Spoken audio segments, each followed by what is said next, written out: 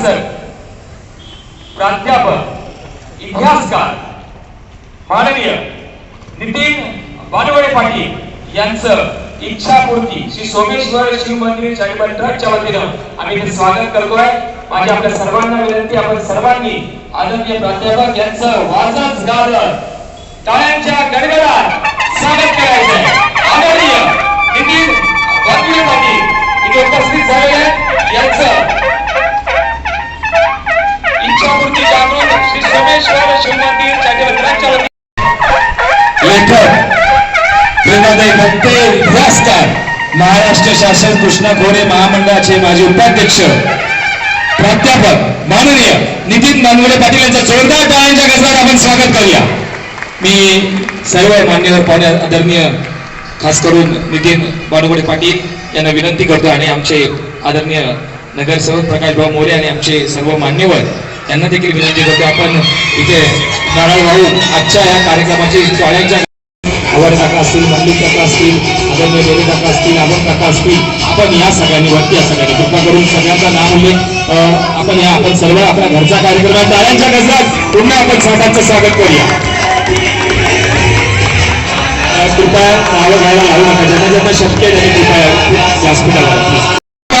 गणपती भूपती प्रजापती अष्टवधान जागृत राजानिती धुरंधर प्रौढ प्रताप धुरंधर महाराज धीराज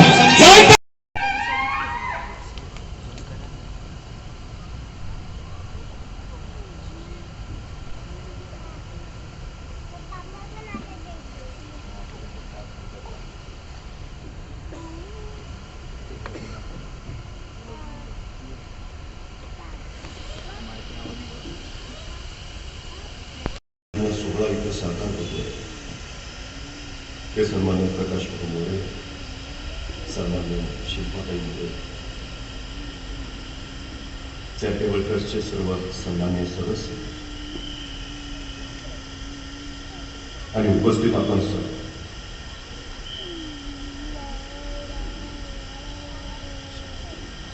पराभव पहिल्यांदा मनात होत नाही, पराभव पहिल्यांदा मनात होतो।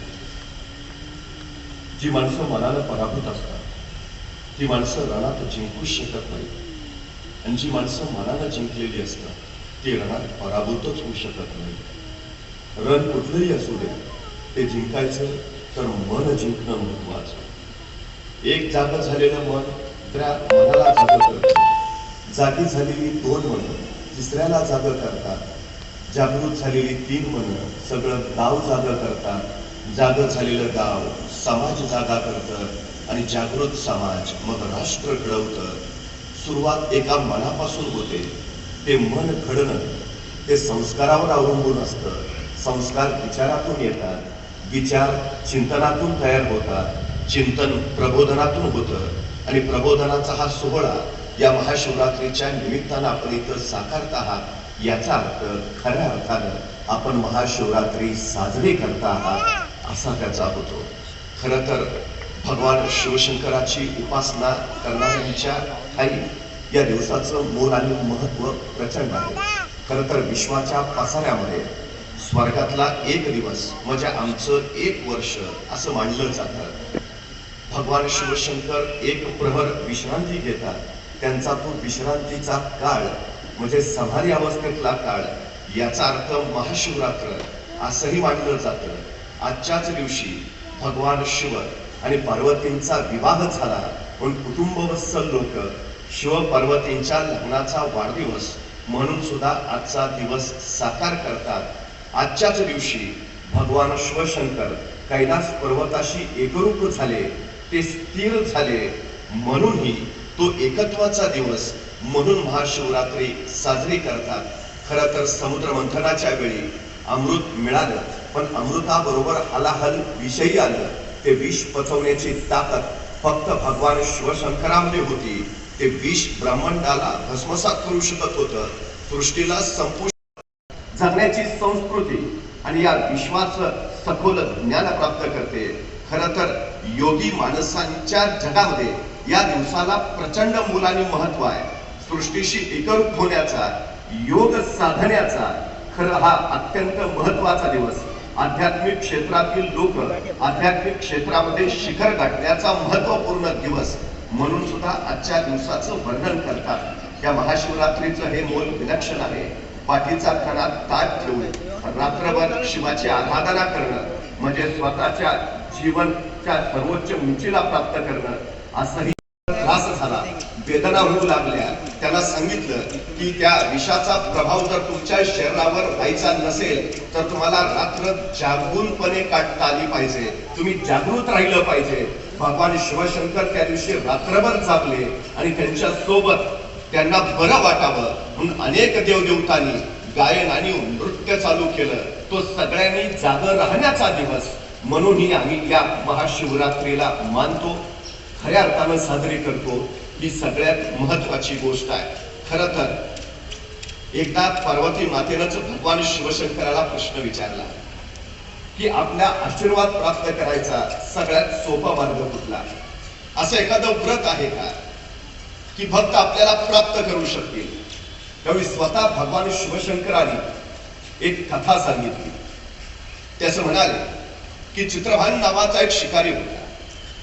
पशु प्राण्यांना मारायचा आणि आपली जीवितचर्या चालवायचा. त्याच्यावर सावकाराचं कर्ज झालं, कर्ज फेडता आलं नाही म्हणून सावकारनं त्याला बंदी बनवून ठेवलं. पण बंदी बनवून ठेवलं ते शिवमठामध्ये, जिथं भगवान शिवाचा जागर सुरू होता आणि साक्षात त्या शिकाऱ्याच्या कानावर भगवान शिवशंकराचं मोल आणि महात्म्य पडलं.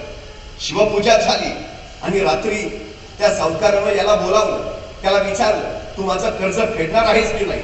कर्ज फेडणार कधी ते तरी सांग. तो शिकारी म्हणाला मी उद्याच तुमचं कर्ज फेडून टाकतो. आणि त्याच्या या शब्दावर सावकाराने त्याला सोडून दिलं. तो बाहेर पडला, पण बाहेर पडल्यानंतर आता उद्या सावकाराचं कर्ज फेडायचं कसं? त्याच्या लक्षात आलं आपण आपलं कर्तव्य केलं पाहिजे. एखाद्या प्राण्याची शिकार जर मिळाली तर हे माणूस पण आहे, इतरांच्या प्रत्येकाच्या बद्दल तुमच्या मनात दयाभाव निर्माण व्हावा.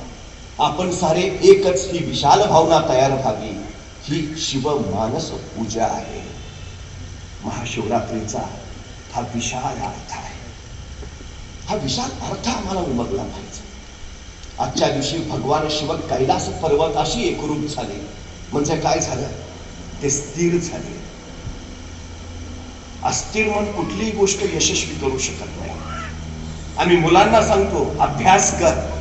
अभ्यास करताना मुलं जर स्थिर बुद्धीनं बसली तर जे वाचत आहेत ते लक्षात येईल.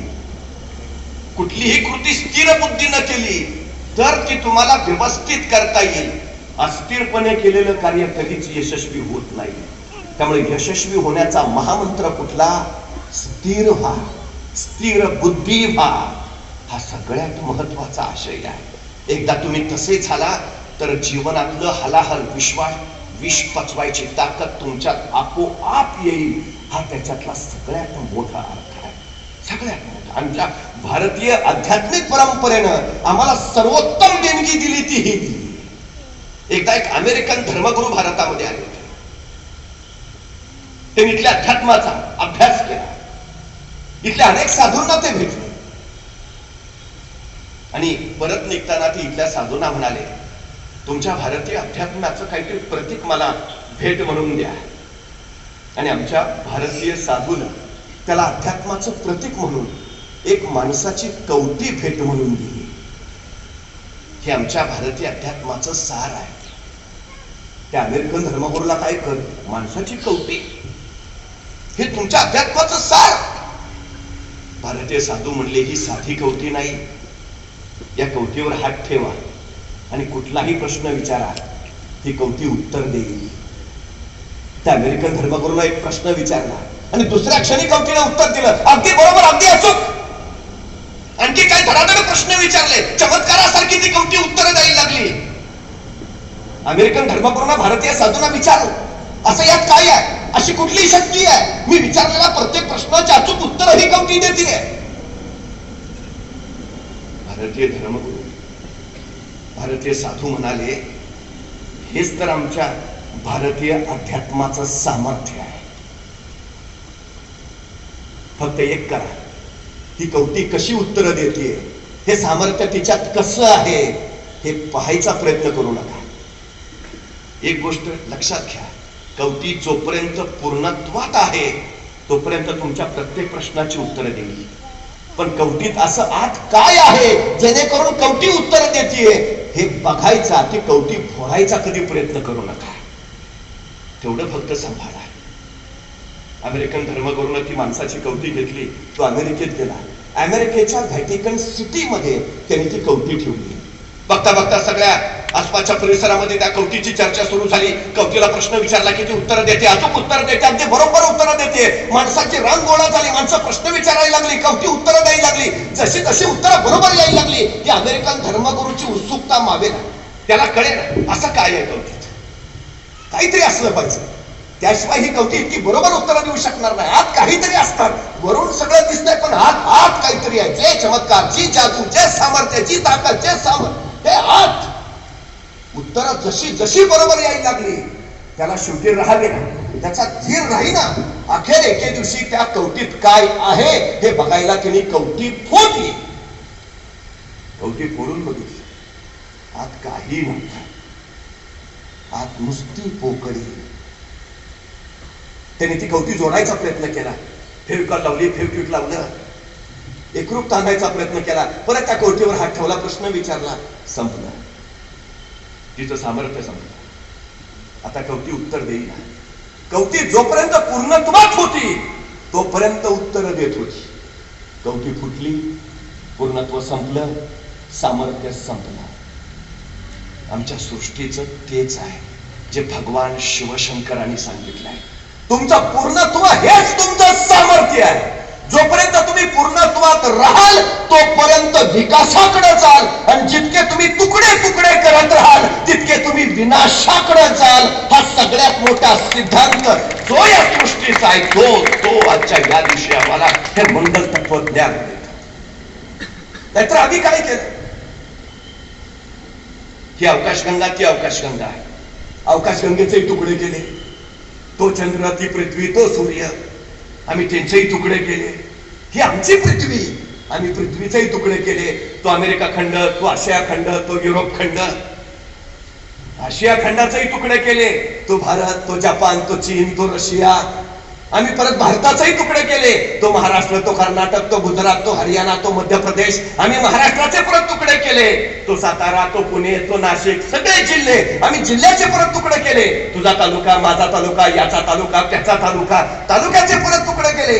तुझं गाव, माझं गाव, याचं गाव, त्याचं गाव, गावाचे परत तुकडे केले. वरची आळी, खालची आळी, त्याची गल्ली, माझी गल्ली, आळीचे परत तुकडे केले. खालचा पार, त्याचा पार, ह्याचा चौक, त्याचा चौक, चौकाचे परत तुकडे केले. तुझं घर, माझं घर, त्याचं घर, याचं घर, घराचे परत तुकडे केले. त्याची खोली, माझी खोली, तुझी खोली, याची खोली, खोलीचे परत तुकडे केले. ती भिंत, ही भिंत, याची भिंत, त्याची भिंत, भिंतीचे परत तुकडे केले. तुझा कोपरा, माझा कोपरा, याचा कोपरा, त्याचा कोपरा, कोपऱ्याचे परत तुकडे केले. तो दगड, हा दगड, याचा दगड, त्याचा दगड, दगडाचे परत तुकडे केले.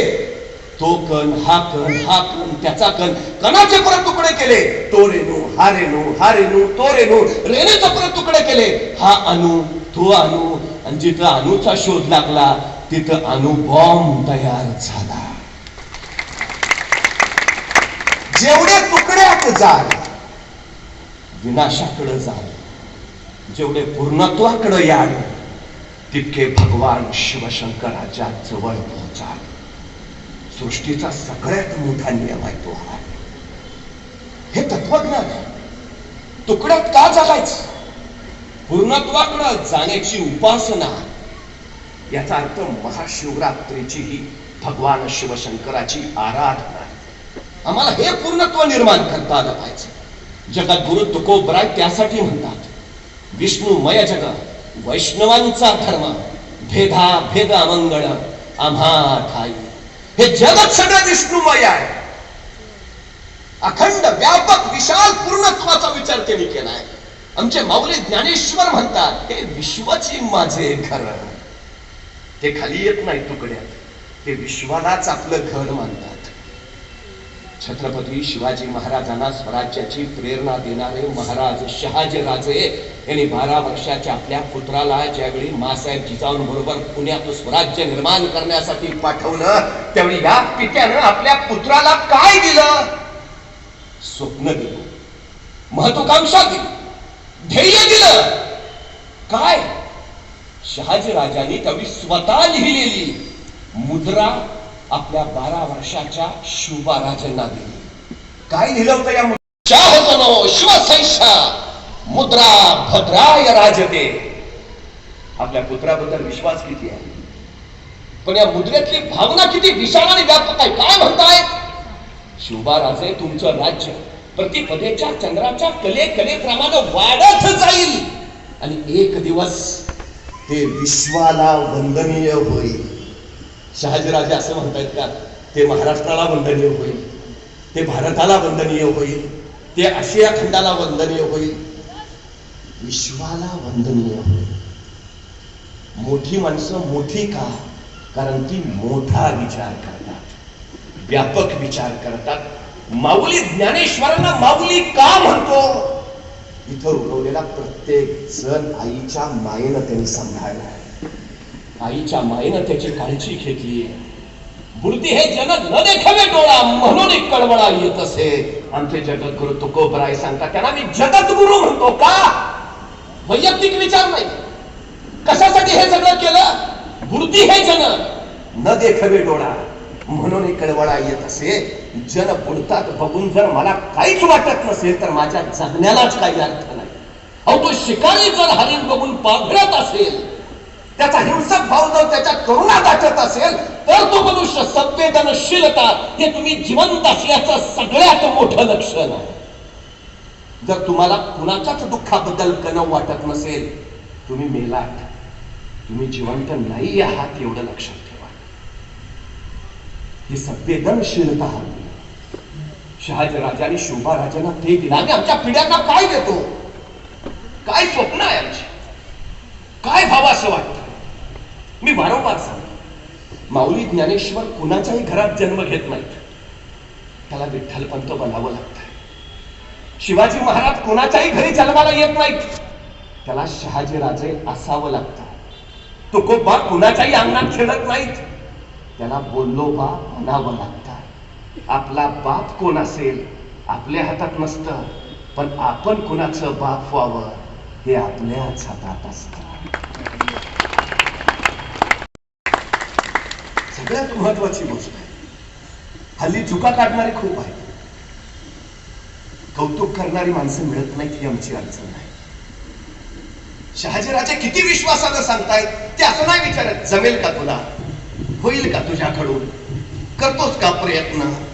शंका नाही, शंका नाही. शंका आली की संपलं. आम्हाला मन एक असतं, पण इथं 2 मन असतात. एका मनाचं नाव असतं आनंदराव आणि दुसऱ्या मनाचं नाव असतं गंभीरराव. तुम्ही जमेल म्हटला की आनंदराव कामाला लागतो, जमतंय.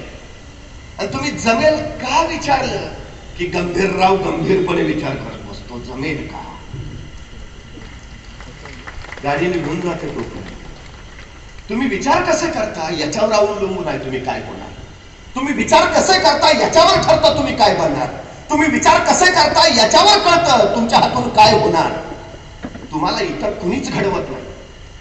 मी कायम सांगतो या जगात तुमचा पराभव दुसरा कुणीही करू शकत नाही. या जगात फक्त तुम्हीच तुमचा पराभव करू शकता. या जगात दुसरं कुणीच तुम्हाला विजयी करू शकत नाही. या जगात फक्त तुम्हीच तुम्हाला विजयी करू शकता. तुमच्या मनात तेवढं सामर्थ्य आहे. भगवान शिवशंकर तर म्हणजे काय, स्वतःच्या मना इतकं दुसरं शक्तिशाली या जगात काहीच नाही. तुम्ही फक्त ठरवा हे करायचं, ते होतच. तुम्हाला बंधनं घालतील असं या जगात काही नाही. तुम्हाला मर्यादा आखून देतील असं या जगात काहीच नाही. तुम्ही अमर्याद आहात. बंधनं तुम्हाला बाहेरून घातली जात नाहीत. बंधनं तुम्हाला बाहेरून घातली जात नाहीत. बंधनं तुम्हाला तुम्हीच आतून घालता. मर्यादा तुम्ही मनातून स्वतःला आखून घेता. हत्तीचं लहान पिलू असतं, ते माहूत काय करतो माहितीये, त्याला लोखंडी साखळदंडाला बांधून ठेवतो. ते लहान हत्तीचं पिलू प्रचंड प्रयत्न करतं, अफाट कष्ट करतं. ते साखळदंड तोडायचा, सुटायचा, निसटायचा अविरत प्रयत्न करतात, पण त्याला ते जमत नाही. आणि त्या छोट्या हत्तीच्या लक्षात आलं आपले बस की बात नाही आहे. हे साखरदंड काय आपल्याला तुटायचं नाही, आपण काही इथनं निसटू शकत नाही. ते परत परत प्रयत्न सोडून देत, त्याच्या डोक्यात पक्क बसतं आपल्याला बांधून ठेवलंय. तुम्ही कधी मोठा हत्ती बघा, मोठ्या हत्तीच्या शेजारी फक्त साखरदंड मोकळा सोडलेला असतो. मोठ्या हत्तीला माहूत कधीच बांधत नाही. पण हत्ती कधीही मोठा झालेला निसटून जायचा प्रयत्न करत नाही. माहुताला विचारलं तू का नाही बांधलं या मोठ्या हत्तीला, तो म्हणतो मोठ्या हत्तीला बांधायची गरजच नाही, त्यानं स्वतःला बांधून घेतलंय. आपण इथलं निसटू शकत नाही. आमचं सुद्धा नेमकं तसं झालंय. आम्ही स्वतःला बांधून घेतो, नाहीतर आमच्याकडे शक्ती अफाट आहे, सामर्थ्य अफाट आहे. बांधून आम्ही घेतलं. तुमचं यश आणि तुम्ही यांच्यामध्ये फक्त भीती उभा असते. ही भीतीची भिंत ढासळली की यश मिळायला सुरुवात होते. तुम्ही निसर्गतः धाडसी आहात, सामर्थ्य आहे, क्षमता आहे, सगळं आहे तुमच्या. मानवी व्यक्तिमत्वाचे संशोधक आणि जीवशास्त्रीय अभ्यासक असं सांगतात की नुकताच जन्माला आलेलं एखादं बाळ तुम्ही आम्हाला आणून द्या आणि त्याला काय बनवायचंय ते सांगा, आम्ही त्याला बनवून दाखवतो. बनवता येतं, हवं ते बनवता येतं. तुम्ही म्हटला या नवजात बाळाला चित्रकार बनवा, बनवता येतं. तुम्ही म्हटला याला डॉक्टर बनवा, बनवता येतं. तुम्ही म्हटला याला वैज्ञानिक बनवा, हवं ते बनवता येतं. अहो, मातीच्या गोळ्याला जर आकार देता येत असेल तर जिवंत मांसाच्या गोळ्याला आकार द्यायला अडचण काही.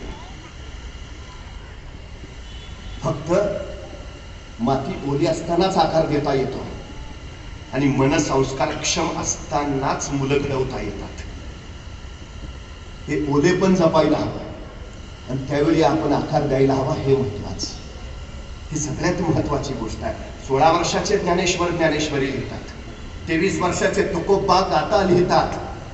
माझा प्रश्न असा आहे, किती 16 वर्षाची आजची मुलं माऊलींचं ज्ञानेश्वरी काढून वाचतात? किती 23 वर्षाची मुलं ज्ञानोबा तुकोबांची गाथा वाचतात? लिहिलं कुठल्या वयात त्यांनी? ज्ञानेश्वर ज्ञानेश्वरी 16व्या वर्षी लिहितात. पण आमचं एकही 16 वर्षाचं मुलं वाचत नाही. मग त्यांनी लिहिलं कुणासाठी? 65 ओलांडण्यासाठी. ज्यांचं आता सगळं करून झालंय, आता शेवटच्या गाडीची वाट बघता येते, त्यांना जीवनाचं तत्वज्ञान सांगून काय उपयोग आहे? मग जीवनाचं तत्वज्ञान कुणाला सांगायला हवं? जे आयुष्याला आरंभ करतायत, जीवनाला प्रारंभ करतायत, त्यांच्या हातात ते तत्वज्ञान गेलं पाहिजे. 16 वर्षाचे माऊली ज्ञानेश्वर ज्ञानेश्वरी का 16व्या वर्षी लिहितात? का तर माझ्यासाठी 16 वर्षाची पोरं आयुष्याला सुरुवात करताना घडली पाहिजे. 23 वर्षाचे तुकोबा भंडाऱ्याच्या डोंगरावरनं खाली उतरतात, घरी कान्होबाला निरोप पाठवतात, महाजनकीच्या वह्या घेऊन ये. कान्होबा महाजनकीच्या वह्या घेऊन जातो. कुणाला किती कर्ज दिले? 7 पिढ्या बसून खाल्ल्या असतात तुकोबांच्या. एका क्षणाचा विचार करत नाही. त्या सगळ्या महाजनकीच्या सावकारकीच्या वह्या घेतात आणि इंद्रायणीच्या डोहात बुडवून टाकतात. मला कुणाचं येणं नाही आणि मी कुणाला देणं नाही. जगणं तुकोबांना वयाच्या 23व्या वर्षी कळलं. पिताजीने विचारलं, राजन आज कुठल्या घोड्यावरनं दौड मारायची? आणि एक एक घोडा नेमका शिवबाराचे पुढं निघाले आणि एका आपल्या घोड्याकडे महाराजांची नजर वळाली. येसाचे काका आज या घोड्यावरनं दौड मार. तो घोडा बघितला आणि येसाची कंक नकशिकांत थांबल. नाही नाही नाही नाही नाही नाही नाही ते ते ते ते घोडं नाही, लय अवखाळ जनावर, कुणाला मांड धरून येत नाही. राजा हे नको, दुसरं कुठलं बी घोडं निवडा, हे नको. थोरल्या महाराजांशी शिवाय हे कुणाला झोम येत नाही. तसे शिवबाराजे म्हटले, म्हणजे आमच्या आबासाहेब याच्यावर दौड मारतात ना, आमच्या आबासाहेब मारतात ना, आम्ही याच घोड्यावरून दौड मारणार, आम्हाला याच घोड्यावर दौड मारायचे. बस येसाची काका हेच घोडं. येसाची कंकाना कळेला करावं काय? लाल महालाच्या खिडकीत मासाहेब जिजा उभा होते. येसाची कंकाने तिथूनच नजरने विचारलं, काय करू? आणि मासाहेबांनी खिडकीतनं सांगितलं, बसू द्या. आता येसाची कंकाचा निरोप झाला. ते म्हणजे ठीक आहे राज, बसवतो घोड्यावर, पण एक गट आहे. काय?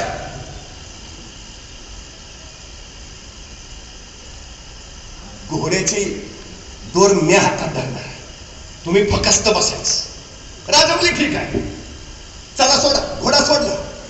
शिवराजे म्हणले बसवा मला. यसाची कंकाने उचललं, घोड्यावर बसवलं. पाय रिकिमीत पोचतच नव्हते आणि घोड्याची दोर धरायला येसाची कंक पुढे निघाले. तोपर्यंत शिवराजांनी दोरी धरली. बघता बघता घोड्याला ढाच मारली आणि घोडा वाऱ्यासारखा उधळलं. तुफान वेगात सुसाट सुटलं. येसाची कंक मागं धावत राहते शुभाराजे तोपर्यंत घोड्याला उडी मारली होती. बघता घोडा उधाळला होतं. शुभाराजे घोड्यावरून खाली फेकले गेले होते. 3-4 खोला तेवढ्या खात घरंदारात घसरत सरपटत शुभाराजे निघाले. येसाची कंकाच्या काळजाचं पाणी झालं. धावत येसाची कंक पोचले. शुभाराजे लागलं तर नाही ना. पण शुभाराजांचं येसाची कंकांकडे लक्षच नव्हतं. शुभाराजे बघत होते लाल महालाच्या खिडकीत उभा असणाऱ्या मासाहेब जिजाऊंकडे. मासाहेब तिथूनच एकटक शुभाराजेकडे बघत होत्या.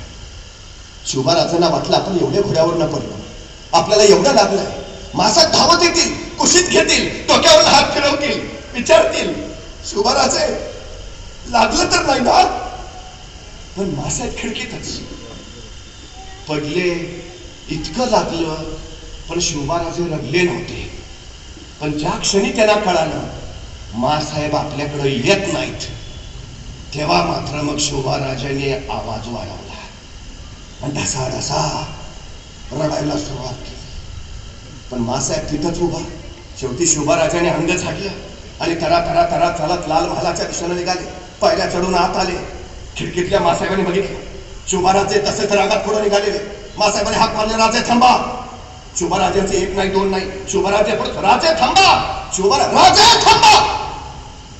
मग मात्र शुभाराजे थांबले. मासाहेब जवळ गेला, डोक्यावरून हात फिरवला. कुठं लागलं हे बघायला पाठीवर हात ठेवला आणि मासाहेबांनी विचारलं, शुभाराजे लागलं तर नाही ना. तसा मासाहेबांचा हात झिडकारला आणि शुभाराजे म्हणाले, आता कशाला विचारता. आम्ही घोड्यावर पडलो तेवढे आम्हाला कोण वाटलं. तुम्ही धावत याल, आम्हाला कुशीत घ्याल, डोक्यावर हात फिरवाल, विचाराल, तेव्हा नाही आला. आता कशाला विचारता. तसा मासाहेब म्हणाल्या, राजे पडलात तुम्ही, पण वेदना आम्हाला झाल्या. क्षणभर आम्हालाही वाटलं होतं की यावं धावत घ्यावं कुशीत तुम्हाला विचारावं. पण आम्ही स्वतःला आवरलं राजे. आम्ही स्वतःला रोखलं. का मासाहेब? कारण उचलणार कुणी असलं की पडणाऱ्याला जोर येतो. मासाहेबांनी कारण सांगितलं, कारण शुभाराजे उचलणार कुणी असलं की पडणाऱ्याला जोर येतो. राजे तुम्ही या रयतेला आधार द्याल हे आमचं स्वप्न आहे. पण तुम्हालाच जर आमचा आधार लागणार असेल तर तुम्ही या निराधारांना कसे आधार द्याल. राजे तुम्ही स्वतःचे आधार बना आणि या साऱ्यांना आधार द्या, ही आमची अपेक्षा आहे. आणि शुभाराजे आज आम्ही तुम्हाला सावरायला येऊ, आज आम्ही तुम्हाला आधार द्यायला येऊ, पण उद्या आम्ही असूच असं नाही. तेव्हा तुम्हाला जर ही आधाराची सवय लागून राहिली तर हर वेळी तुम्ही वाट पाहत बसाल, कुणीतरी येईल आणि आपला उद्धार करेल. राजे या जगात कुणीच कुणाचा उद्धार करायला येत नाही. इथं प्रत्येकाला स्वतःची लढाई स्वतःच लढावी लागते. काय ठेवलं असतं तर चाललं नसतं.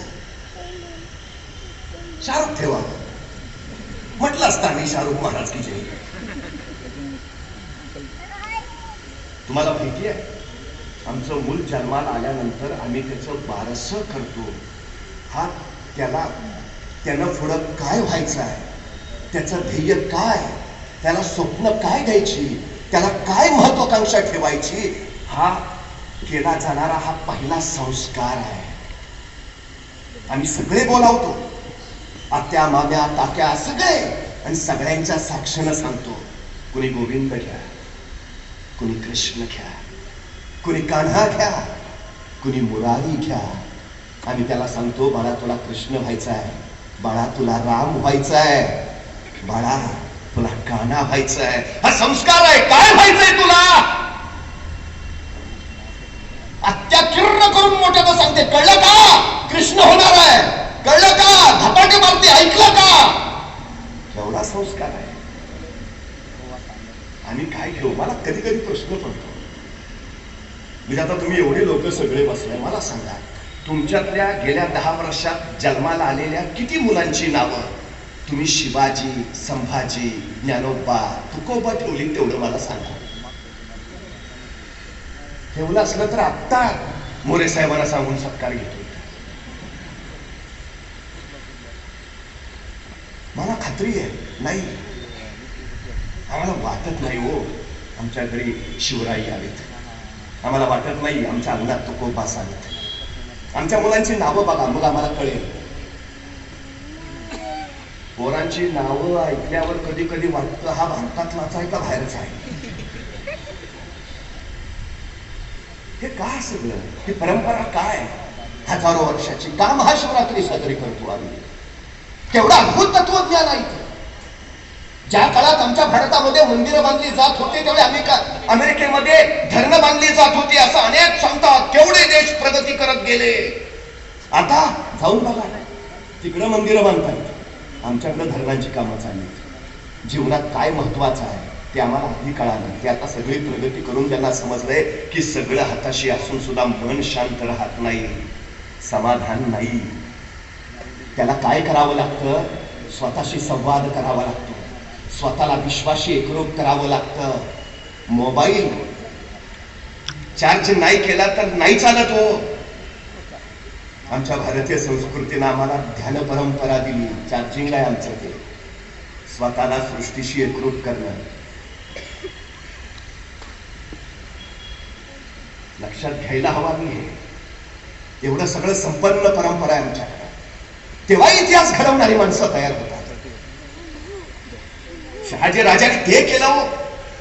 आपल्या मुलाचं नाव शिवाजी ठेवलं. का? मासाहेबांना वाटत होतं पुत्र असा असावा त्या शंभू महादेवासारखा जो स्वतः स्मशानात राहील पण रयतेच्या डोईवर सुखाचं छत्र ठेवेल. मला पुत्र हवाय त्या शंकरासारखा जो अन्याय अत्याचाराच्या विरोधात तिसरा नेत्र उगाळून धावत जाईल. हो, मला पुत्र हवाय त्या महादेवासारखा जो स्वतःच्या जटेत गंगा सांभाळेल आणि जनसामान्यांची तृष्णा भागवेल. हो, मला शिव शिव हवाय. काय आशीर्वाद आहे शिव. जगद्गुरु तुकोबरायांना पहिल्यांदा ज्यावेळी शिवराय भेटायला गेले, मोठी माणसं लहान मुलांना प्रश्न विचारतात, बाळ नाव काय?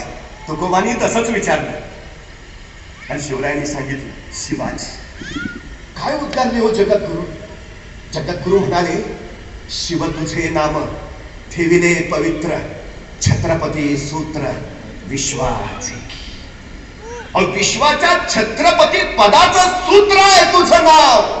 कोण आहे? भगवान शिवशंकर विश्वाचे स्वामी आहे, देवांचे देव महादेव. केवढा व्यापक विचार आहे. जगद्गुरु तुकोबराय सांगताय केवढं पवित्र नाव ठेवलंय तुमचं तुमच्या आई. धन्य तुमच्या आई ज्याने तुमचं नाव शिव ठेवलं. बस नावासारखं कर्तृत्व करा. काय आशीर्वाद आहे तुकोबांचा? नावासारखं कर्तृत्व करा.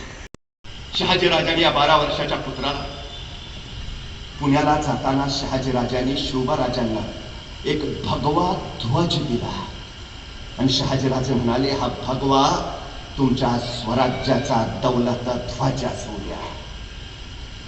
आधीच ठरवलंय शहाजी राजांनी मुद्रा कशी असेल, निर्माण होणारा स्वराज्याचा ध्वज कोणता असेल, मंत्रिमंडळ कसं असेल, सगळं ठरलंय. भगवा ध्वज. पण त्याच वेळी शहाजी राजांनी सांगितलं पण ध्यानी घ्या राजे, हा भगवा पेलणं कुणालाही शक्य होत नाही. मनगटात रग आणि छातीत धग असावी लागते त्यासाठी. हा भगवा साधा नाही.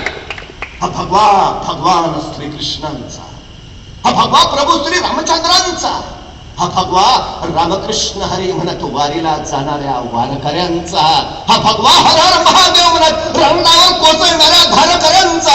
हा भगवा त्यागाचा, भगवा शौर्याचा, भगवा पराक्रमाचा, भगवा अस्मितेचा, भगवा अभिमानाचा, भगवा स्वाभिमानाचा राजा आहे. हा भगवा भगवा फडकत राहू द्या.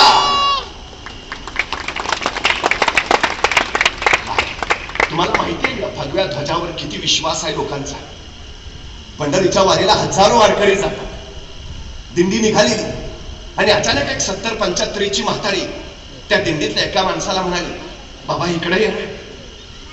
तो दिंडीतला माणूस त्याच्याकडे आला आणि म्हातारीने स्वतःच्या बटव्यातली 500ची नोट काढली आणि त्या दिंडीतल्या माणसाला दिली. एवढी इटोबाच्या पायावर ठेव. त्या म्हातारीकडनं ते 500 रुपये घेतले आणि तो माणूस परत सामील झाला. एका दुसऱ्या बाईनं त्या म्हातारीला विचारलं अगं ओळखीचा होता का ग? ती म्हणली नाही. अगं मग पुन्हा बी माणसाला 500ची नोट देतीस? आता ह्यानं जर विठोबावर दिलंच नाही तर, आणि हो पंढरीला गेलाच नाही तर, तू दिलेलं कसं त्या विठोबाला पोचल? कुणाला बी देतीस? जरा तरी विश्वास ठेवायचा. तशी ती म्हातारी म्हणली, हे बघ, तो कोण होता मला ठावं नाही, पण त्याच्या खांद्यावर भगवा होता एवढं मात्र मी बघितलं. आणि ज्याच्या खांद्यावर भगवा असतो तो कुणाला बी फसवीत नाही, एवढा विश्वास. वारीतनं आमची माणसं आली, लहान मुलगा जरी आला तर सगळं गाव त्याच्या पाया पडतं. हा काय संस्कार आहे?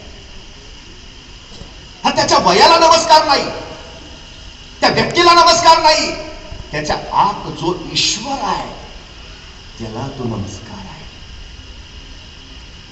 देव पाहाया गेलो, देवची होऊन आलो.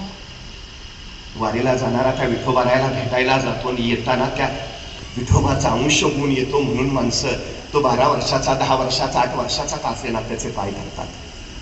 हा संस्कार आहे. प्रत्येकाच्या आत एक ईश्वर आहे. त्या ईश्वराला ओळखा. हे कधी ओळखता येतं? त्याच्यासाठी महाशिवरात्री आहे. एकच